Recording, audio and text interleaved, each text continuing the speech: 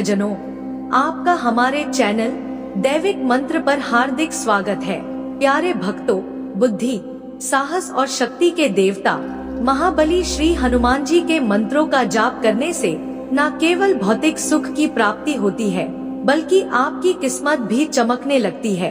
अगर आप महाबली हनुमान जी के मंत्रों का नियमित जाप या श्रवण करते हैं, तो आपकी सभी इच्छाएं और मनोकामनाएं पूर्ण होने लगती है। इसलिए आज हम महाबली हनुमान जी का एक चमत्कारी दिव्य मंत्र लेकर आए हैं, जो चमत्कारी शक्तियों से भरपूर है।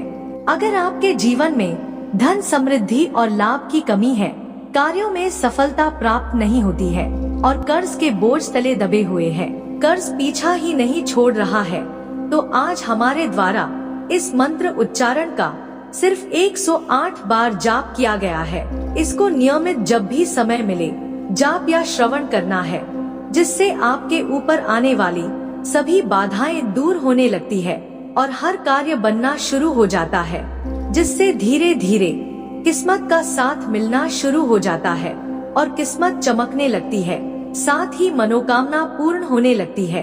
तो प्यारे भक्तों, वीडियो पसंद आए तो दिल से एक लाइक और हमारे चैनल दैविक मंत्र को सब्सक्राइब करना बिल्कुल भी ना भूले।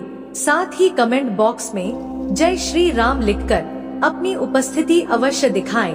तो आइए भक्तजनों, मंत्र इस प्रकार है।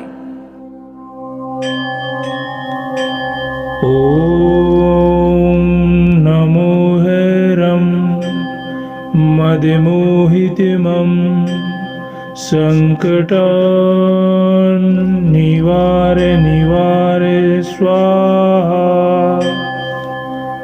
ओम नमो हैरम मदमोहितमं संकटान् निवारे स्वाहा। ओम नमो हैरम मदमोहितमं संकटान् निवारे स्वाहा। ओम नमो हैरम मदमोहितमं संकटान् निवारे स्वाहा। ओम नमो हैरम मदमोहितमं संकटान् निवारे स्वाहा। ओम नमो हैरम मदमोहितमं संकटान् निवारे स्वाहा। ओम नमो हैरम मदमोहितमं संकटान् निवारे स्वाहा। ओम नमो हैरम मदमोहितमं संकटान् निवारे स्वाहा। ओम नमो हैरम मदमोहितमं संकटान् निवारे स्वाहा। ओम नमो हैरम मदमोहितमं संकटान् निवारे स्वाहा। ओम नमो हैरम मदमोहितमं संकटान् निवारे स्वाहा। ओम नमो हैरम मदमोहितमं मदमोहितमं संकटान् निवारे निवारे स्वाहा। ॐ नमो हैरं मदमोहितमं संकटान् निवारे निवारे स्वाहा। ॐ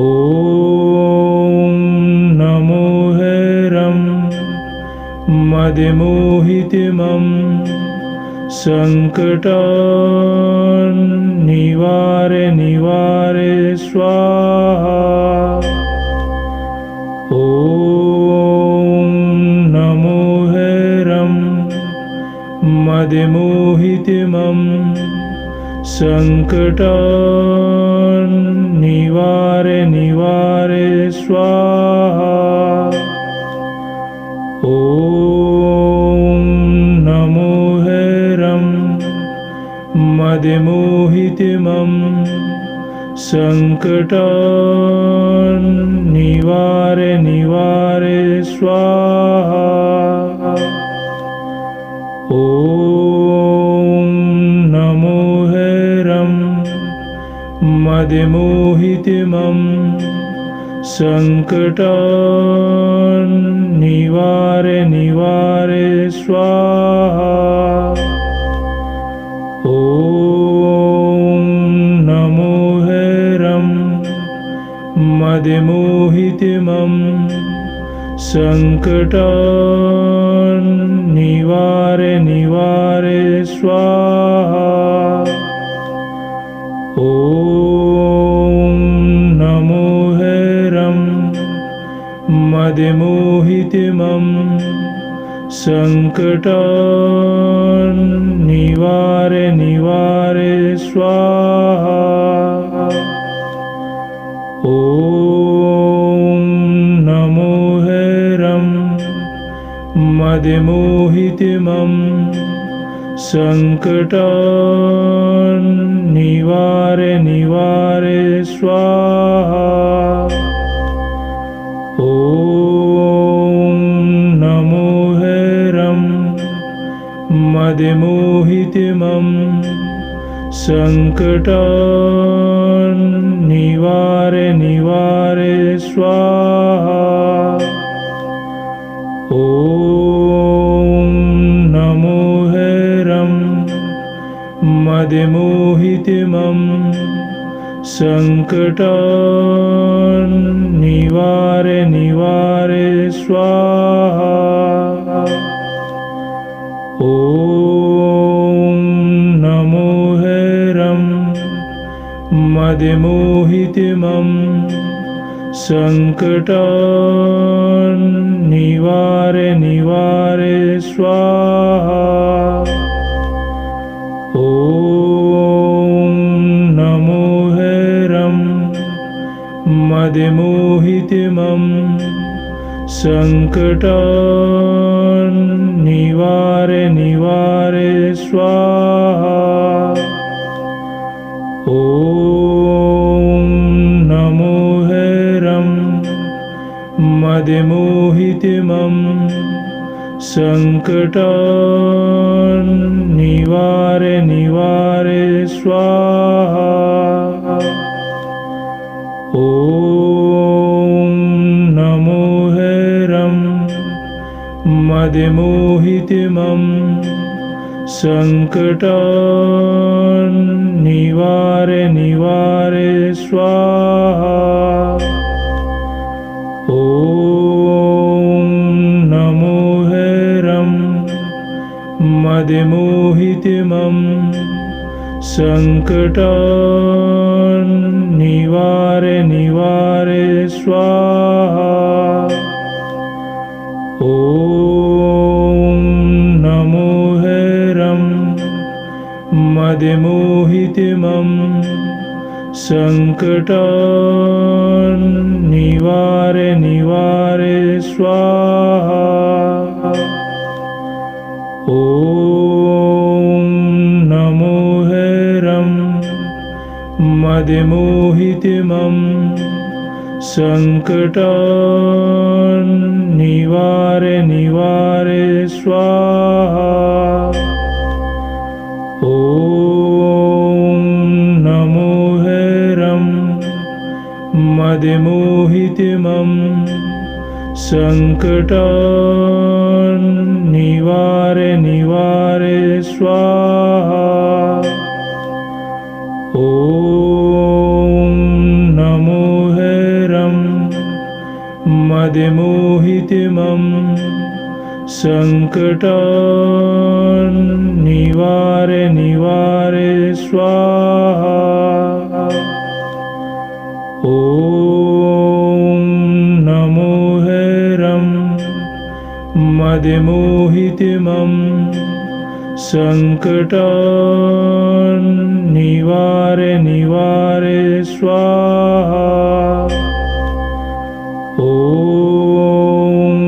नमो हैरं मदमोहितमं संकटान्निवारय निवारय स्वाहा। ॐ